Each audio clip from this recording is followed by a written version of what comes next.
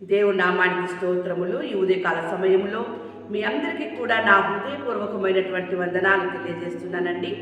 ఈ దినము దేవుడు మీతో మాట్లాడుతున్నటువంటి మాట ఏంటంటే, మన దేవుడు మనందరికీ, నీకు నాకు మనందరికీ కూడా ఆరోగ్యమును కలగజేతును అంటూ ఉన్నాడు. ఎంత చక్కని మాట! ఆ మాట విన్నటువంటి బిడ్డలకి ఎంత ఆనందం కలుగుతుంది. అవును దేవుని బిడ్డలారా, అనారోగ్య పరిస్థితుల్లో చాలా దినముల నుంచి కోలుకోలేనటువంటి పరిస్థితుల్లో ఉన్నటువంటి వారికి దేవుడు ఇలాంటి శుభవచనము వినిపించినప్పుడు వారి జీవితము ఎంత ఆనందంగా ఉంటుందో ఈరోజు మనం ఒక వ్యక్తిని చూద్దాము. చూడండి, వాక్యం సెలవిస్తూ ఉంది. యెషయా గ్రంథం 38వ అధ్యాయము మొదటి వచనములలో, ఆ దినములలో హిజ్కియాకు మరణకరమైన రోగము కలుగగా. ఏమండి, ఒక వ్యక్తి ఉన్నాడు. ఆ వ్యక్తి పేరు హిజ్కియా. ఆయనకి మరణకరమైనటువంటి రోగము వచ్చి ఉన్నదంట దేవుని బిడ్డలారా. ఏమండి, ఇక మరణమే అంటే ఆ మరణకరమైనటువంటి రోగము అనుభవిస్తున్నటువంటి ఆ వ్యక్తి ఎంత బాధలో, దుఃఖములో, వేదనలో ఉంటాడండి. ఎంతమంది వచ్చి ఆయన దగ్గరికి ఓదార్పు మాటలు మాట్లాడినా, ధైర్యం చెప్పేటటువంటి మాటలు మాట్లాడినప్పటికీ ఆయనకు ఉన్నటువంటి రోగమే మరణకరమైన రోగము. అది ఆయనలో నుండి బయటికి పోలేదు. వచ్చిన జనాలతో మాట్లాడుతూ ఉంటారు, వారు వెళ్ళిన తర్వాత ఒక్కడే ఒంటరిగా బాధపడతా ఉంటాడు. కానీ ఒక దినము ఆయన దేవుని యొద్ద నుండి జవాబు పొందుకున్నాడు. దేవుని యొద్ద నుండి జవాబు పొందుకోవడానికి ఏంటి కారణము అంటే, చూడండి, వాక్యం సెలవిస్తూ ఉంది కదా, ఆ 5వ వచనములో, నీవు కన్నీళ్లు విడుచుట చూచితిని. దేవుడు ఎంత చక్కని మాట మాట్లాడుతున్నాడు హిజ్కియాతోని. హిజ్కియా, నీవు కన్నీళ్లు విడుచుట నేను చూచితిని, నీ ప్రార్థన నేను అంగీకరించి ఉన్నాను. అలాంటి స్థితిలో ఉన్న హిజ్కియా కన్నీళ్లు కార్చుకుంటూ, అయ్యా, ఎంతో మంది వస్తూ ఉన్నారు, ఎంతో మంది నా దగ్గరికి నాకు సహాయం చేస్తున్నారు, డబ్బులు సహాయం చేస్తున్నారు, ఫ్రూట్స్ ఇస్తూ ఉన్నారు, ఆదరణకరమైన మాటలు చెప్తున్నారు, ధైర్యపరిచే మాటలు చెప్తున్నారు, ట్రీట్మెంట్ అందిస్తూ ఉన్నారు. కానీ నా రోగం అయితే మరణకరమైనదే కదయ్యా అని ఆయనకి స్వస్థపరచు యెహోవాకి ఆయన కన్నీళ్లతో మొర పెట్టుకుంటున్నాడు. దేవుని బిడ్డలారా, విజ్ఞాపన చేసుకుంటూ ఉన్నాడు, ప్రార్థన చేస్తూ ఉన్నాడు. ఆ ప్రార్థన దేవుడు అంగీకరించి ఉన్నాడు. అంగీకరించినటువంటి ఆ దేవుడు ఎంత చక్కగా మాట్లాడుతూ ఉన్నాడు హిజ్కియాతో, నీ ప్రార్థన నేను అంగీకరించి ఉన్నాను, ఇక 15 సంవత్సరంలో ఆయుష్ను నీకు ఇచ్చేదను. ఎంత గొప్ప మాట! మరణకరమైనది ఆ రోగము, కానీ తాను కన్నీళ్లతో ప్రార్థన చేసి ఉన్నాడు. ఆ ప్రార్థన దేవుడికి వినబడింది.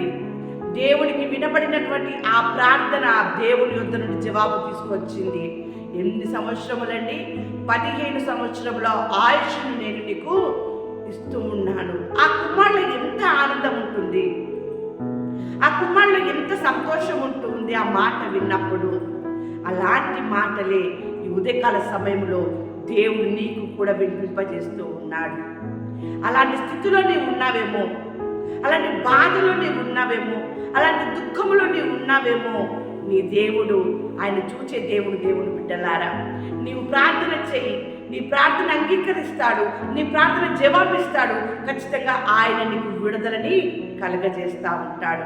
చూడండి, వాక్యం సెలవిస్తూ ఉంది కదా దేవుని బిడ్డలారా, ఇర్మియా గ్రంథం 33వ అధ్యాయము 6వ వచనములో, నేను దానికి ఆరోగ్యమును స్వస్థతను మరలా రప్పించుచున్నాను, వారిని స్వస్థపరచుచున్నాను, వారికి సత్య సమాధానములను సమృద్ధిగా బయలుపరచెదను. హిజ్కియాకి సత్యమైనటువంటి సమాధానమును దేవుడు బయలుపరిచి ఉన్నాడు. నీవు మొరపెట్టు, దేవుడు నీతో మాట్లాడుతున్నాడు. నేను దానికి ఆరోగ్యమును స్వస్థతను మరలా రప్పించుచున్నాను అంటూ ఉన్నాడు. ఎంత అద్భుతమైనటువంటి మాట దేవుడు నీకు తెలియజేస్తూ ఉన్నాడు. దేవుని బిడ్డలారా, నేను సొమ్మసిల్లి బహుగా నలిగి ఉన్నాను, నా మనోవేదన బట్టి కేకలు వేయుచున్నాను అని ఒక భక్తుడు మాట్లాడుతూ ఉన్నాడు. నలిగినటువంటి హృదయం ఆయనకి కలిగి ఉన్నది. సొమ్మసిల్లిపోయి ఉన్నాడు, బాధతో ఉన్నాడు. నా శరీరంలో ఆరోగ్యము లేదు అంటూ ఉన్నాడు. నా నడుము తాపముతో నిండి ఉన్నది అంటూ ఉన్నాడు. దేవుని బిడ్డలారా, అలాంటి స్థితిలో ఉన్నటువంటి వ్యక్తికి దేవుడు మాట్లాడుతున్నటువంటి మాట, నేను దానికి ఆరోగ్యమును స్వస్థతను మరలా రప్పించుచున్నాను. దేవుని బిడ్డలారా, ఈరోజు మీతో మాట్లాడుతున్నాడు దేవుడు. ఎంత అద్భుతమైనటువంటి మాట, ఎంత ఆశ్చర్యకరమైనటువంటి మాట. చూడండి, సామెతలు 16వ అధ్యాయము 24వ వచనములో, ఇంపైని మాటలు తేనె పట్టు వంటివి, అవి ప్రాణమునకు మధురమైనవి, ఎముకలకు ఆరోగ్యకరమైనవి. మన దేవుని యొక్క మాటలు ఇంపైనవి, జుంటి తేనె ధారల కంటే మధురమైనవి మన దేవుని మాటలు. అటువంటి మాటని ఈ ఉదయకాల సమయంలో ఆయన నీకు తెలియజేస్తూ ఉన్నాడు. దేవుని బిడ్డలారా, అవి ప్రాణమునకు మధురమైనవి అట, ఎముకలకు ఆరోగ్యకరమైనవట. ఆ మాటలు నీవు వినాలనే ఈరోజు నీతో మాట్లాడుతూ ఉన్నాడు ఆయన. దేవుని యొక్క మాటలు వింటున్నటువంటి నీవు, హిజ్కియా గురించి తెలుసుకున్న నీవు, ఆయన దానికి మరలా ఆరోగ్యమును స్వస్థతను రప్పించేదను అని సెలవిచ్చినటువంటి ఆ మాటను బట్టి నువ్వు నమ్మకంతో విశ్వాసంతో నువ్వు ప్రార్థించినట్లయితే ఆ ఇంపైన మాటలు నీకు ఆరోగ్యాన్ని కలగజేస్తాయి. దేవుని బిడ్డలారా, ఎందుకంటే మన దేవుడు ఆయన స్వస్థపరిచే దేవుడు, ఆరోగ్యమునిచ్చే దేవుడు, కృంగిన వారిని లేవనెత్తే దేవుడు. దేవుని బిడ్డలారా, అయితే నేను నీకు ఆరోగ్యమును కలగజేసేదను, నీ గాయమును మాన్పేదను అంటూ ఉన్నాడు. దేవుని బిడ్డలారా, ఎన్ని గాయాలతో నీవు ఉన్నావో బెడ్ మీద, ఎలాంటి స్థితిలో నీకు గాయాలైనాయో వాటన్నిటి కూడా మాన్పేదను, ఆరోగ్యమునిచ్చేదను, నీకు స్వస్థతను కూడా కలగజేస్తాను అని చెప్పేసి ఆయన మాట్లాడుతూ ఉన్నాడు. చూడండి, మలాకి 4వ అధ్యాయము 2వ వచనములో, అయితే నా నామమందు భయభక్తులు గలవారగు మీకు నీతి సూర్యుడు ఉదయించును, అతని రెక్కలు ఆరోగ్యము కలగజేయును కనుక మీరు బయలుదేరి క్రొవ్విన దూడలు గంతులు వేయినట్లు గంతులు వేయుదురు. ఎంత చక్కని ఆనందము! ఆ యొక్క దూడ ఏ విధంగా అయితే గంతులు వేస్తుందో అలాంటి గంతులు వేసేటటువంటి బలమును, ఆరోగ్యమును, శక్తిని ఆయన మీకు ఇస్తూ ఉన్నాడు. బెడ్ మీద ఉండి సిక్కైపోయి ఎంత బలహీనంగా చీకటి ఆ యొక్క రూములో ఉన్నటువంటి స్థితిగా మీరు ఉండొచ్చు, మీ బ్రతికంటే చీకటిమయం కావచ్చు, కానీ దేవుడు అంటూ ఉన్నాడు, నీతి సూర్యుడు ఉదయించెను. నీతి సూర్యుడు నీకు వెలుగు వచ్చి ఉన్నదిగా, ఆయన రెక్కలు నీకు స్వస్థతనిస్తూ ఉన్నాయి, ఆయన రెక్కలు నీకు ఆరోగ్యమునిస్తూ ఉన్నాయి, ఆయన రెక్కలు నీ గాయములను మాన్పి వేస్తూ ఉన్నాయి.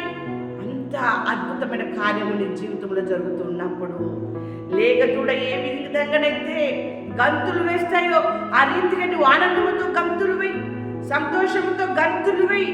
గంతులు వేసి ఆయనకి కృతజ్ఞతాస్తుతులు చెల్లించు. దేవుని బిడ్డలారా, ఇట్టి గొప్ప అద్భుతమైనటువంటి కార్యం దేవుడు నీ జీవితంలో కలగజేయునుగాక. ఆమేన్.